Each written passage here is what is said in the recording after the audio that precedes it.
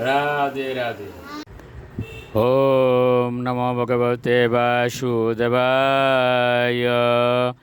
ওম নমো ভগবতে বাসুদেবায়। ওম নমো ভগবতে বাসুদেবায়।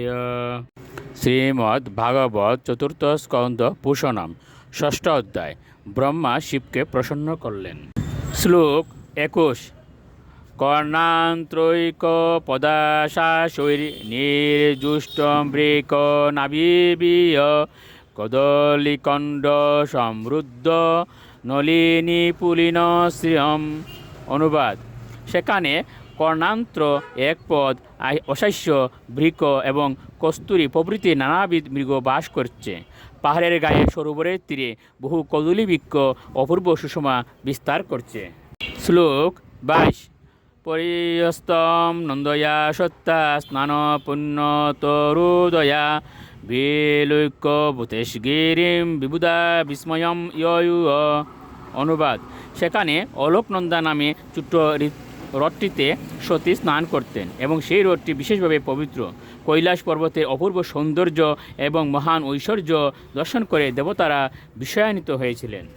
শ্লোক 23। দদৃশু স্তত্র তে রমাম লোকাম নাম বৈ পুরীম বনম সৌগন্ধিকম চাপি যত্র তৎনাম পঙ্কজম। অনুবাদ: দেবতারা সৌগন্ধিক নামক অর্থাৎ সুগন্ধে পরিপূর্ণ এক বনে অলোকা নামক এক অপূর্ব সুন্দর স্থান দর্শন করেছিলেন। সেই বনে প্রচুর পদ্মফুলের জন্য তার নাম হয়েছিল সৌগন্ধিক। শ্লোক 24। নন্দা চালক নন্দা চ সরিত বেহত পুর তীর্থ পাদ পদাম্বুজ রোজসাতিব পাবনে। অনুবাদ: তারা নন্দা এবং অলকনন্দা নামক দুটি নদীও দর্শন করেছিলেন।